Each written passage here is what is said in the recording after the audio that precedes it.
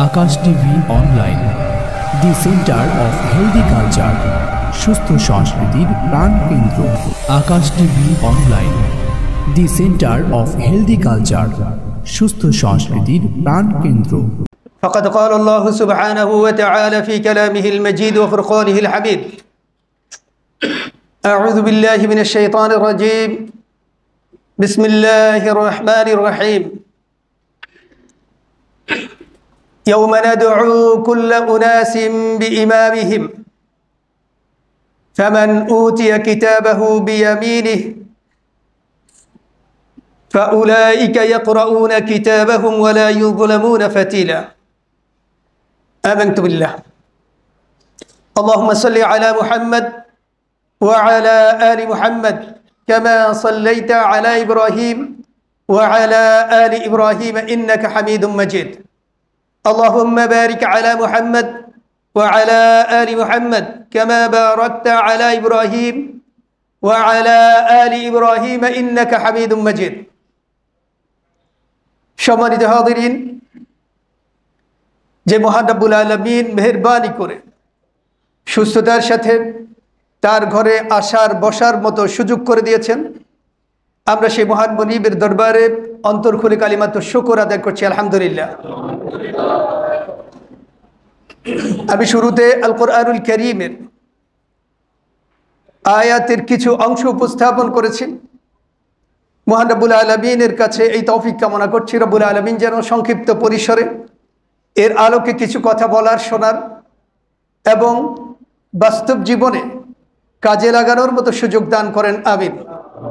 রব্বি ইশরাহ লি সাদরি ওয়া ইয়াসসির লি আমরি ওয়াহলুল উকদাতাম মিন লিসানি ইয়াফকাহু কওলি। আল্লাহ সুবহানাহু ওয়া তাআলা ঘোষণা করছেন, আউযু বিল্লাহি মিনাশ শাইতানির রাজীম, বিসমিল্লাহির রহমানির রহিম। ইয়াওমা নাদউ কুল্লা উনাসিম বিইমামিহিম। এই পৃথিবী শেষ গন্তব্য নয়। এই পৃথিবী ছেড়ে একদিন প্রত্যেককে চলে যেতে হবে। সে প্রতিদান দিবস। সেই দিবসে আল্লাহ সুবহানাহু ওয়া তাআলা বলছেন, নাদউ, আমি ডাকবো, কুল্লা উনাস, প্রত্যেক ব্যক্তিকে, প্রত্যেক মানুষকে, বিইমামিহিম, তার ইমাম সহকারে। তাফসীরে এর পরের অংশে বোঝা যায় ইমাম অর্থ হচ্ছে আমলনামা। কোন কোন তাফসীরে এর অর্থ হচ্ছে নেতা।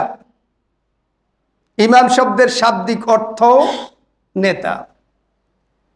কিয়ামতের ময়দানে আল্লাহ সুবহানাহু ওয়া তাআলা ব্যক্তিকে তার ইমাম সহকারে ডাকবেন। এখন ইমাম সহকারে অর্থাৎ নেতা সহকারে যদি রব্বুল আলামিন ডাকেন, তাহলে কেমন নেতা আমাদের প্রয়োজন? নেতা নির্বাচনে কোন কোন দিকগুলো আমাদের লক্ষণীয় বিষয়? আজকে আমরা সেই বিষয়ে আলোচনা করব, আমা তৌফিকে ইল্লা বিল্লাহ।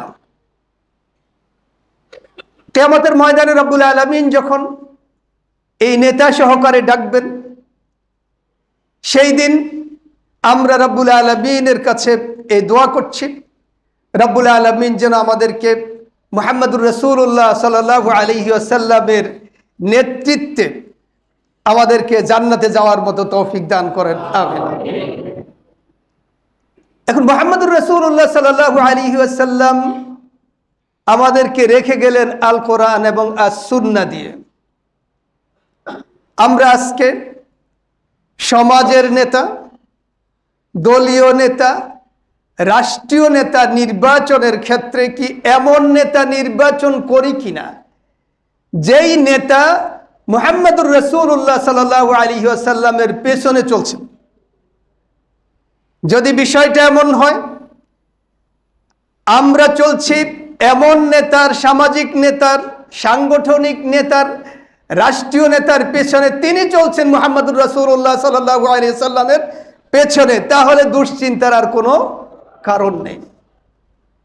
কিন্তু আমরা যাদেরকে সামাজিক নেতা তৈরি করি, সাংগঠনিক নেতা তৈরি করি, রাষ্ট্রীয় নেতা তৈরি করি, সেক্ষেত্রে আমরা কি মুহাম্মদুর রাসূলুল্লাহ সাল্লাল্লাহু আলাইহি ওয়াসাল্লামের অনুসরণ করে এমন ব্যক্তিদেরকে করি কিনা? যদি করি আলহামদুলিল্লাহ, যদি না করি তাহলে বুঝতে হবে আখিরাতের পরিণতি খুব সুখকর হওয়ার সম্ভাবনা নাই। আল্লাহ রাব্বুল আলামিন বলছেন, ইন্নাল্লাহা আস্তাফা আদামা ওয়া নূহা ওয়া আলা ইব্রাহিম ওয়া আলা ইমরান আলাল আলামিন। আল্লাহ নির্বাচন করেছেন আদমকে, নূহ আলাইহিস সালামকে, ইব্রাহিম আলাইহিস সালামের বংশধরকে, ইমরানের বংশধর, এদেরকে রব্বুল আলামিন নির্বাচন করেছেন। কিন্তু আল্লাহ রাব্বুল আলামিন নির্বাচন করলেন যেই ধরনের ব্যক্তিদেরকে আমরা বললাম সিবগাতাল্লাহ, আমরা আল্লাহর রঙে রঙিন হলাম। আল্লাহর রঙে রঙিন হলাম, আল্লাহ রাব্বুল আলামিন নির্বাচন করলো আদম আলাইহিস সালামকে, ইব্রাহিম আলাইহিস সালামকে, নূহ আলাইহিস সালামকে, মুহাম্মদুর রাসূলুল্লাহ সাল্লাল্লাহু আলাইহি ওয়াসাল্লামকে। আমি কিন্তু সেই আদর্শের বাহিরে কাউকে সামাজিক নেতা, সাংগঠনিক নেতা, রাষ্ট্রীয় নেতা যদি বানাই তাহলে বুঝতে হবে আমি আমার মূল বক্তব্যের সাথে আমার কার্যের কোনো মিল নাই। বক্তব্যে বলছি এক, কাজে হয়ে গেছে আরেক। এর জন্য পৃথিবীতেই নমুনা আমরা পাই। আমরা যখন সালাত আদায় করি, এক ব্যক্তি যদি চতুর্থ রাকাতে আসে, ইমাম সাহেব যদি, যিনি নেতা যাকে বানানো হলো, তিনি যদি প্রথম রাকাতে ভুল করেন, সাহু সেজদার মতো কাজ করে বসেন, তিনি নামাজ শেষে যখন সাহু সেজদা দিবেন, চতুর্থ রাকাতের ব্যক্তি বলতে পারবেন না যে আমি তো প্রথম রাকাতে ছিলাম না, সুতরাং সাহু সেজদা আমার চলবে না। সাহু সেজদা সবাইকে দিতে হবে, কারণ সবাই তাকে ইমাম বানিয়েছেন। ইমাম মসজিদে বানানোর পর এই ইমামের ভুলের কারণে মুসল্লিদেরকে ভুলের জন্য সাজদা যদি দিতে হয়, সামাজিক নেতৃত্বের জন্য ইমাম বানালাম, রাষ্ট্রীয় নেতৃত্বের জন্য ইমাম বানালাম, তিনি ভুল করবে আর আমরা তার জন্য সাহু সেজদা দিতে হবে না, এটা ইমানের সাথে যায় না, ইসলামের সাথে, বিষয়টার সাথে মানানসই না। সুতরাং আমরা লক্ষ্য করব, আমরা যখন নেতা নির্বাচন করব সামাজিক, রাষ্ট্রীয়, সেক্ষেত্রে কোন কোন দিকগুলো আমাদের লক্ষণীয় বিষয়। এক নম্বর লক্ষণীয় বিষয় হচ্ছে আল্লাহ সুবহানাহু ওয়া তাআলা বলছেন, যালিকাল কিতাবু লা রাইবা ফীহ, এই কিতাব যাতে কোনো সন্দেহ নাই।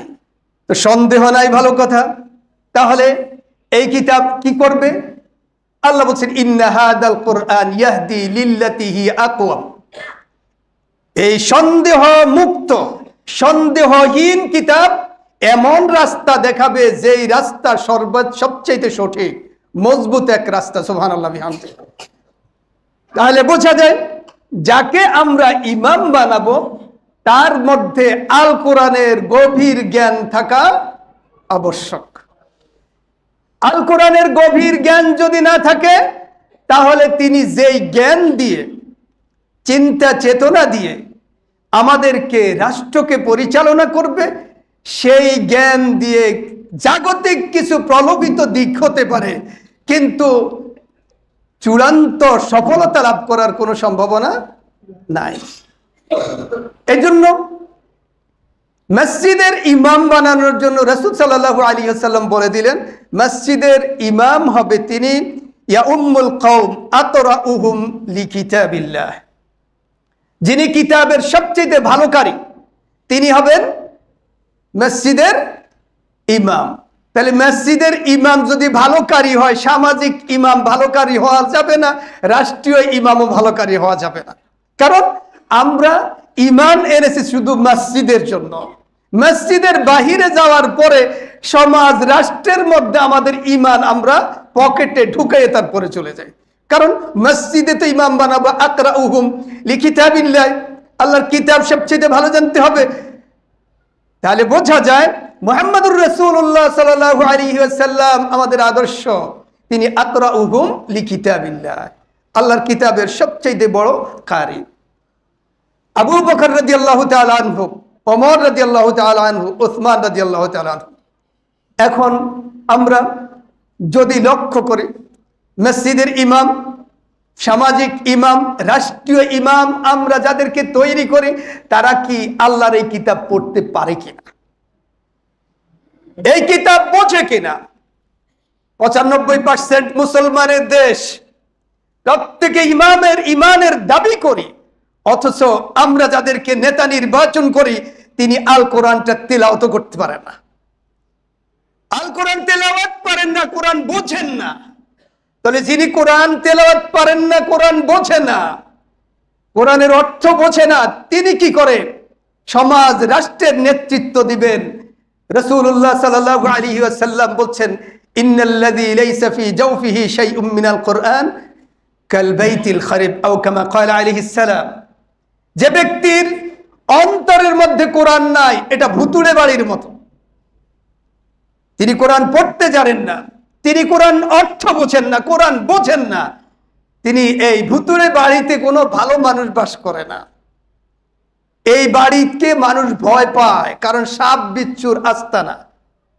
রাসূল সাল্লাল্লাহু আলাইহি ওয়াসাল্লাম উদাহরণ দিলেন এমন, ভুতুড়ে বাড়ি, শ্যাওলা পড়ে গেছে, সাপ বিচ্ছু থাকে, মানুষ সেই বাড়িতে ঢুকতে ভয় পায়। তার মানে এমন ইমাম, যে ইমামের মধ্যে শ্যাওলা পড়েছে, যে ইমামের মধ্যে সাপ বিচ্ছু রয়েছে, সাধারণ মানুষ ইমাম বানানোর পর যখন সেখানে যাবে তারা ধ্বংসিত হবে, কোনো কল্যাণ পাওয়ার সম্ভাবনা নাই। এজন্য আমাদেরকে লক্ষ্য করতে হবে সকল ক্ষেত্রে নেতা নির্বাচন আমরা যেখানে করব, সেখানে এমন ব্যক্তিকে নির্বাচন করব যিনি আকরাউহুম লিকিতাবিল্লাহ, আল্লাহর কিতাবের সবচেয়ে বড় পাঠক, কিতাব সবচেয়ে ভালো বোঝেন, এমন ব্যক্তিকেই করা লাগবে। আল্লাহ আমাদের তৌফিক দান করুন, আমিন। 2 নম্বর, কিতাব জানলো কিন্তু এই কিতাব বোঝার জন্য হাদিসে নববী তিনি ভালো বুঝলেন না। কারণ প্রত্যেক দাঈ ইলাল্লাহ, আম্বিয়া আলাইহিমুস সালামের ব্যাপারে 4টি গুণের কথা রব্বুল আলামিন বলেছেন। ইয়াতলু আলাইহিম আয়াতিক ওয়া ইউআল্লিমুহুমুল কিতাবা ওয়াল হিকমা, কিতাব শিখাবে, হিকমা শিখাবে। হিকমার তাফসীর আল হাদিস, যিনি হাদিসের জ্ঞান রাখেন না তিনি কোরআনের সঠিক মর্মার্থ বোঝেন না। তাহলে যার মধ্যে কোরআনের জ্ঞান নাই, যার মধ্যে হাদিসের জ্ঞান নাই, মুসলিম অধ্যুষিত দেশের জন্য এই রকম ইমাম হওয়ার কোনো ক্ষেত্রেই সুযোগ নাই। মুসলিম উম্মাহ যদি সেটাকে মেনে নেয়, বুঝতে হবে ঈমান তলানিতে পৌঁছেছে। কারণ ঈমান দাবি করছে এমন ব্যক্তির নেতৃত্বে আমরা জান্নাতে যেতে চাই, যে নেতৃত্ব মুহাম্মদুর রাসূলুল্লাহ সাল্লাল্লাহু আলাইহি ওয়াসাল্লামের অনুসারী হবে।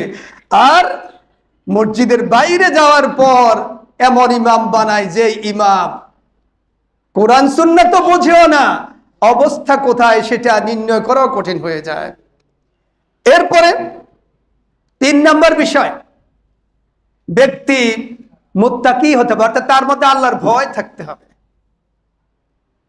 কারণ আল্লাহ বলছেন, ইন্না আকরামাকুম ইনদাল্লাহি আতকাকুম, তোমাদের মধ্যে আল্লাহর কাছে সবচেয়ে বেশি প্রিয় হচ্ছে তারা যারা আল্লাহকে বেশি ভয় করে।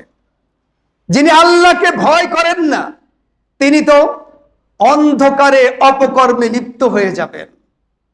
লোকচক্ষুর অন্তরালে তিনি তার অন্যায় করতে দ্বিধাবোধ হবে না। আর যিনি আল্লাহকে ভয় করবেন তিনি প্রকাশ্যে গোপনে সর্ব অবস্থায় তার দিমাগে এটা থাকবে, আমি যদি গোপনে কেউ দেখলো না পৃথিবীর, কিন্তু আমার আল্লাহ দেখছে, সুতরাং আল্লাহর কাছে আমার এর জন্য আসামি হতে হবে, আমি এই কাজ করব না। এই তাকওয়া কোনো নেতার মধ্যে যদি সৃষ্টি না হয়, সেই নেতা দেশটাকে ধ্বংস করে দিতে মোটেও দ্বিধাবোধ করবে না। আল্লাহ রাব্বুল আলামিন তাদের চরিত্রের ব্যাপারে বলছেন, এই ব্যক্তিরা এমন তারা অমিনান নাসি মান ইউজিবুকা কওলুহু, এদের মধ্যে তাকওয়া নাই, তবে কথার ফুলঝুরি আছে। তুমি তাদের কথা শুনলে তুমি বলবা, বুঝবা, সে মনে হয় অন্তর কেটে তোমাকে খাওয়াতে চায়। আল্লাহ বলছেন এরা আসলে তোমাদের কল্যাণকামী নয়, কারণ সে কোরআনের জ্ঞানীও নয়, হাদিসের জ্ঞানীও নয়, আল্লাহকেও সে ভয় করে না। তাহলে কি করে? ওয়াইদা তাওয়াল্লা সাআ ফিল আরদি লিইফসিদা ফিহা ওয়া ইউহলিকাল হারসা ওয়ান নাসল, সে যখন নেতৃত্ব পেয়ে যায়, সাআ ফিল আরদি লিইফসিদা ফিহা, দুনিয়াতে অশান্তির যত কারণ তিনি হন, ওয়া ইউহলিকাল হারস, দেশীয় যত কৃষি রয়েছে, যত শিল্প রয়েছে, এগুলো ধ্বংস হয়ে যাক, শুধু সে বেঁচে থাকুক, তার এই চিন্তা। হার কৃষি ক্ষেত্র সে ধ্বংস করে দেয়। ওয়ান্নাস, চতুষ্পদ জন্তু যেগুলো রয়েছে এগুলো সে ধ্বংস করে দিতে চায়। দেশীয় জাত আমদানি করার জন্য দেশীয় সম্পদ সে ধ্বংস করে দিতে চায় শুধু নিজের পুঁজি বানানোর জন্য। তাই মুত্তাকি যদি হতেন, তিনি দেশকে ভালোবাসতেন, দেশের মানুষকে ভালোবাসতেন, দেশের অর্থনীতিকে ভালোবাসতেন, দেশের স্বয়ং সম্পূর্ণতাকে ভালোবাসতেন, দেশ এগিয়ে যাক এটা কামনা করতেন। তার তাকওয়া নাই বিধায় সে শুধু আত্মকল্যাণের চিন্তা করে। আমরা এর জন্য দায়ী, কারণ এই নেতৃত্ব তো আমরাই নির্বাচন করি। আল্লাহ আমাদের হেফাজত করুন, আমিন। 4 নম্বর আমানতদার। প্রত্যেক নবী এসে বলেছেন ইন্নী লাকুম রাসূলুন আমিন, শোনো আমি তোমাদের মধ্যে একজন আমানতদার রাসূল। মুহাম্মদুর রাসূলুল্লাহ সাল্লাল্লাহু আলাইহি ওয়াসাল্লামের উজ্জ্বল দৃষ্টান্ত। এই আমানতদার শুধুমাত্র নিজেদের মুসলিমদের জন্য নয়, সকল ক্ষেত্রে আমানতদার। মুহাম্মদুর রাসূলুল্লাহ সাল্লাল্লাহু আলাইহি ওয়াসাল্লাম কেমন আমানতদার? তিনি তো মক্কা ছেড়ে মদিনায় চলে গেলেন। তিনি যদি মোমেনদের সম্পদের আমানতদার হতেন, তাহলে কাফেরদের সম্পদ সব নিয়ে যেতেন। যা, তোরা তো আমার তাড়াই দিচ্ছিস, তোদের কিচ্ছু দিয়ে যাব না, সব নিয়ে যাব। আজকে আমরা যেখানে দায়িত্ব পালন করি, যাদেরকে আমরা নেতা বানাই, তারা কি আমার অন্যের প্রত্যেকের সম্পদের সেই আমানতদার হতে পেরেছি? আমি তো একজনের বক্তব্য শুনে আরেকজনের সম্পদ দখলের জন্য লাফায়ে উঠে, কারণ যিনি বলেছেন তিনি আমার লোক, যার ব্যাপারে বলেছেন সে আমার না। এই অবস্থার আমানতদারিতা দাঁড়িয়েছে আমাদের। অথচ স্লোগানে আমরা আখিরাতে নাজাত চাই, মুহাম্মদুর রাসূলুল্লাহ সাল্লাল্লাহু আলাইহি ওয়াসাল্লাম নেতৃত্বে জান্নাতে যেতে চাই। এই 4টি বিষয় যদি কারো মধ্যে থাকে, ইসলামী শরিয়ার আলোকে তাকেই শুধু নেতা নির্বাচন করা যাবে। এর বাহিরে যত গুণ আছে সেগুলো থাকবে অতিরিক্ত। 4টা না থাকলে তার মধ্যে আরো হাজারো গুণ যদি থাকে, এই লোককে ইসলামী শরিয়ার আলোকে নেতা বানানোর কোনো সুযোগ নাই। এরপরে আরো কিছু বিষয়, 2-1টা বিষয় বলবো।